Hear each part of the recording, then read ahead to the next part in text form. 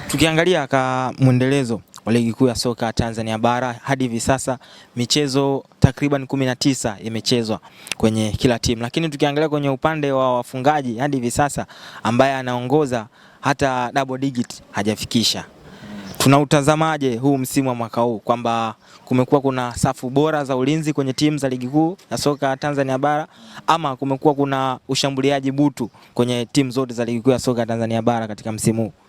Inategemeana, lakini ni lazima tufanye probability kwa maana ya makadirio kutokana na kile ambacho tumekishuhudia kwenye michezo 19 kwa kila timu. Unajua changamoto kubwa binafsi ukiniuliza nitakwambia matumizi ya nafasi yamekuwa ni changamoto sana, kwa sababu ukiangalia michezo mingi especially napenda kuwatolea mfano Azam, kwa sababu Azam mechi nyingi ambazo wamedondosha alama ni mechi ambazo walikuwa kwenye nafasi ya kushinda. Nafasi nyingi sana zinatengenezwa na washambuliaji wanashindwa kuzitumia. Si washambuliaji peke yao, hata viungo tu ama kila mchezaji ambaye anakuwa kwenye nafasi ya kufunga, wengi wanashindwa kutumia nafasi. Lakini tunawazungumzia washambuliaji kwa sababu wao ndio taswira kwenye yale maeneo. Unatarajia kuona kuna kitu ambacho wanakifanya. Kwa nafikiri changamoto kubwa ni washambuliaji tuliokuwa nao wengi. Uwezo wao kubadilisha nafasi kwa magoli asilimia ni chache sana. Yes, unaweza kaenda hata mfano wa La Liga ukaangalia tu wastani wana uwezo wa kubadilisha nafasi kwa magoli. Kwa upande wa mtu kama Kylian Mbappe unaweza kukuta ni asilimia 20 kitu 23 30, means kuna asilimia 70 amezipoteza. Uwezi kupata clinical finish ambaye kwenye nafasi ni atafunga goli 4. Wapo lakini ni wachache. Na matumizi ukizingatia watu wengi wanashindwa kutumia nafasi kwenye ligi yetu kwa sababu mbalimbali. Moja ni ubora, lakini jambo la pili nafikiri wachezaji hawapati zile individual training za kutosha. Yaani mazoezi binafsi kwa mchezaji mmoja mmoja. Mimi ni mshambuliaji, inatakiwa nifanye program nyingi zaidi kwenye nafasi ninayoicheza. Aina gani ya mazoezi ambayo natakiwa kufanya? Okay, unaweza ukapata mtu ambaye akakupa program, akatengeneza drill hapo ambayo inaweza kukusaidia wewe kuboresha kile ambacho unakifanya uwanjani.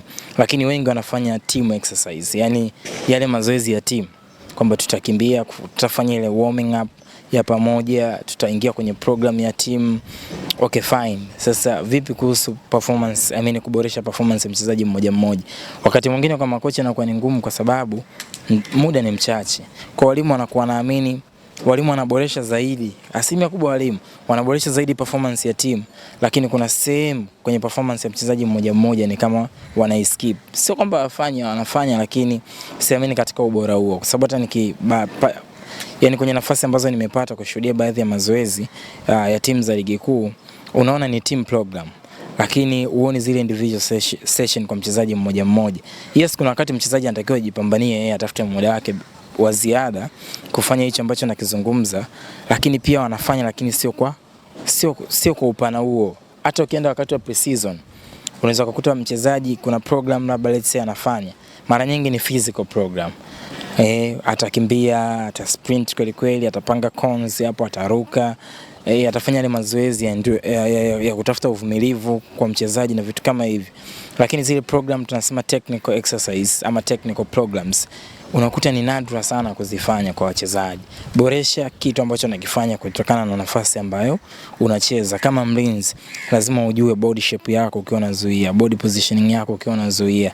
Lazima ujue namna kutrack runs za mshambuliaji akiwa anapita mbele yako, mshambuliaji ambaye anapita nyuma yako. Kwa hiyo na hata mtu ambaye unamface anakuja kutokea usawa wako wewe, yani kwamba unamwangalia mshambuliaji anakuja namna gani ya kumfanyia hiyo marking. Kwa hiyo kuna vitu vingi sana ambavyo ni lazima wachezaji waboreshe.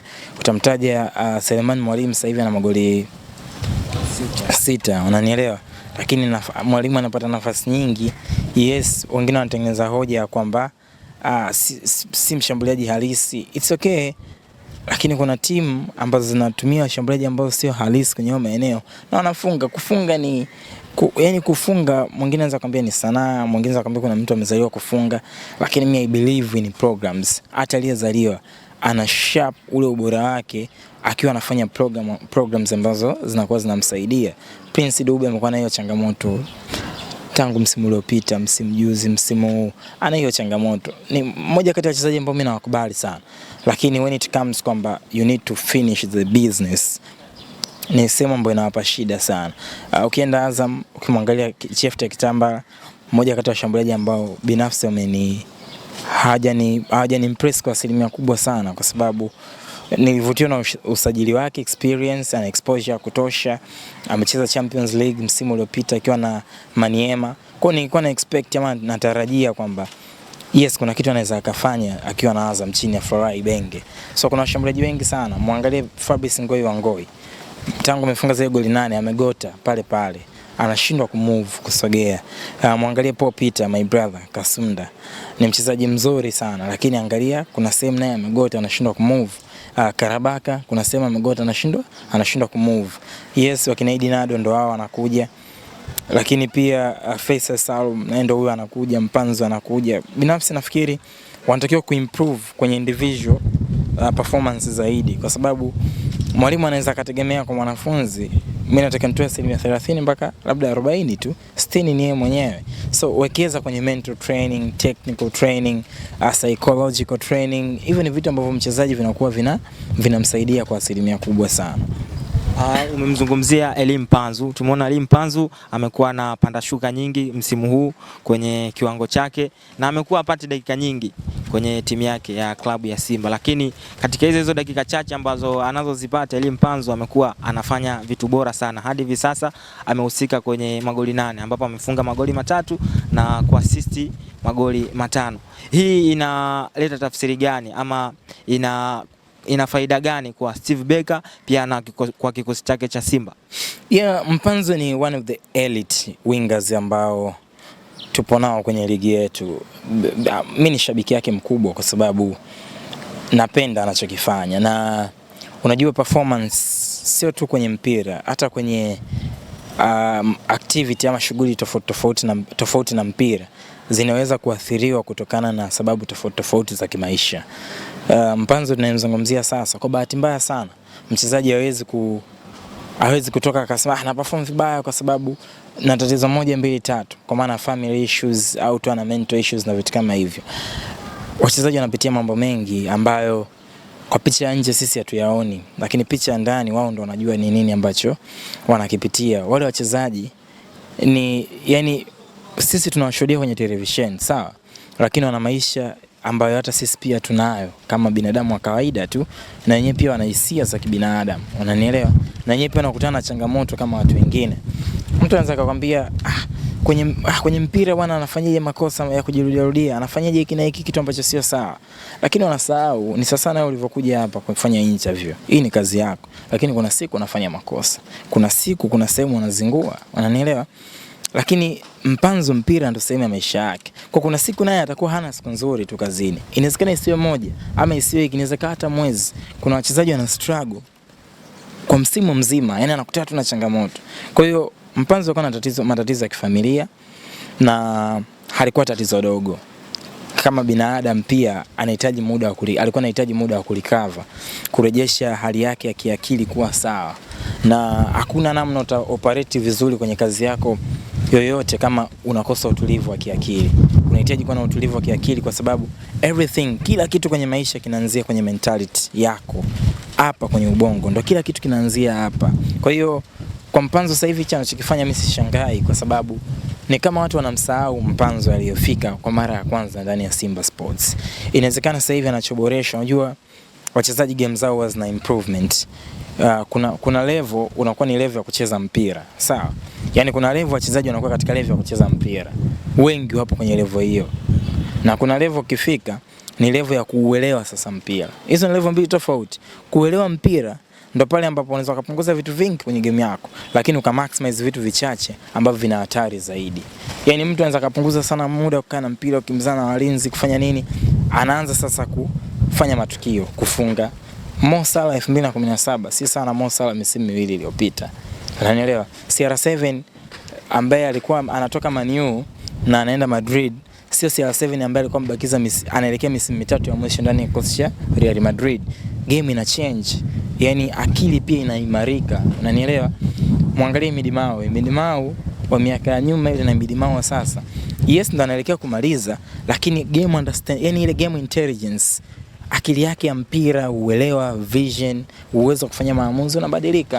Na ndio maana hata kwenye maisha unaweza kaambiwa, bwana wewe sasa hivi kwa maisha unaishi, inawezekana ukifikisha miaka 27, 28 kuelekea 30, mfumo wako wa akili utafanyaje? Utabadilika. Kwa hiyo naelewa hata kwa Mpanzu sasa hivi anahitaji kufanya mabadiliko kwa sababu ameshaona kuna competition ya kutosha kwenye team.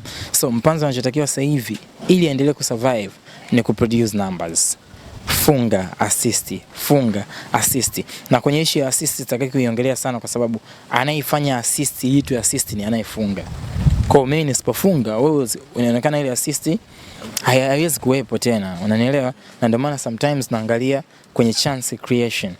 Umetengeneza nafasi ngapi? Mimi na praise zaidi chances. Assist inatokea tu. Na ndio maana kwenye ligi unaweza kana assist 8 kwa sababu kunacheza mshambuliaji mzuri. Sancho wakati kwa Dortmund alikuwa na assist zaidi ya 15 per season kwa sababu alikuwa anacheza na Haaland. Unanielewa? Leo hii Bruno ana assist zaidi ya 15, 18 sijui kwa sababu watu wanaocheza nao wana efficiency kwenye goli. Akipasia mara 3, mara 4, mara 2 watu wanaweka mpira wavuni. Kwa hiyo sometimes unahitaji caliber ya shambuliaji ambao wanakufanya ushine. So hata leo hii Faisal ana assist 7. Lakini Faisal alikuwa na mtu kama Fiston au mtu kama Medi Kagere, inawezekana labda mkwata na assist 10 na kitu mpaka sasa. Kwa hiyo nafikiri kwa Mpanzu one of the best, na yes anachokifanya ndio watu ambao walikuwa wanatamani kukiona. Tuwe wepesi kuweka akiba ya maneno. Mijadala inakuwa mingi sana. Mchezaji wa kawaida, mchezaji wa no. Huwezi kuwa top muda wote. Kuna wakati uta drop. Ile ukishuka kitakachokuwa kinakulinda ni kile ambacho ulikifanya hapo awali. Kwa hiyo nafikiri kwa Mpanzu ni hicho anachokifanya sasa hivi tena bado binafsi naamini bado inawezekana kwenye 100% ndio kwanza yupo kwenye 40%. So he need to do more than this ili mwisho wa siku awe same, yani awe undroppable kwenye cost ya Simba kwa sababu inaonekana chaguo la kwanza ni yani Seoura pamoja na Libase Gay. So kwa yeye anatakiwa kumfikirisha pia Steve Barker kwamba I'm here coach, naweza nikatoa hicho ambacho unakihitaji. Mpanzu akiwa kwenye fomu yake unaiona nafasi yake kwenye kikosi cha kwanza cha Simba? Yeah, naiona nafasi ya Mpanzu, naiona kwa sababu ni mchezaji ambaye tactical anaweza kaofa kitu cha tofauti kabisa. Mpanzu kuna mawinga wa aina nyingi, na hata leo kwenye kipindi asubuhi nilisema kuna wingers ambao ni threat ama wanaweza kutengeneza hatari mbele ya walinzi. Yaani kwamba nipe mpira hapa na wafesi walinzi wale pale. Na kuna mchezaji ambaye anaweza akatengeneza hatari zaidi mbele na nyuma ya walinzi. Yaani akipewa mpira mbele ya walinzi technically yuko sawa. Anaweza akampunguza mlinzi mmoja wawili, akatengeneza nafasi au akafunga. Na kuna huyo pia ambaye anaweza akawa anapendelea zaidi kushambulia maeneo. Mithili ya mtu kama Sterling, kama watu wengi mnamkumbuka, Simon Msuva, unanielewa, Hassan Dilunga, wapo mawinga wa aina hiyo. Yaani ni more efficient kwenye kufanya runs bila mpira. Muda wote anaomba mpira akiwa nyuma ya adui. Muda wote. Kwa hiyo Mpanzu kitu ambacho anza kuofa pia kwenye timu ni hicho kwamba ukiwa kama ukivaa usika wa Chama, Ino Loemba, Nio Maema, sometimes you need runners.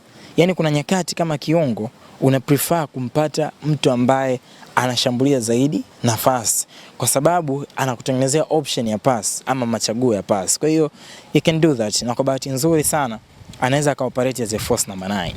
Hii sio mara ya kwanza Mpanzu hata chini ya Pantev ameitumika kwenye hilo eneo. Kama kwenye mechi ya kimataifa anaweza kaoperate pale. Anachohitaji ni tactical details tu, walimu wamsaidie. Kwenye hii position unatakiwa ufanye ABC, hiki na hiki upaswa kufanya. Ni muda gani unatakiwa kuja kwenye kiungo, kupokea mpira, muda gani unatakiwa kubaki juu, muda gani unatakiwa utengeneze ufanye movement ili wenzio wanufaika na movement zako, muda gani unatakiwa ushambulie lango la mpinzani. Kwa ni tactical details ambazo mchezaji tu anatakiwa kupewa na walimu. So as a talent huwezi kuignore, kuipuzia talent ya mtu kama Mpanzu.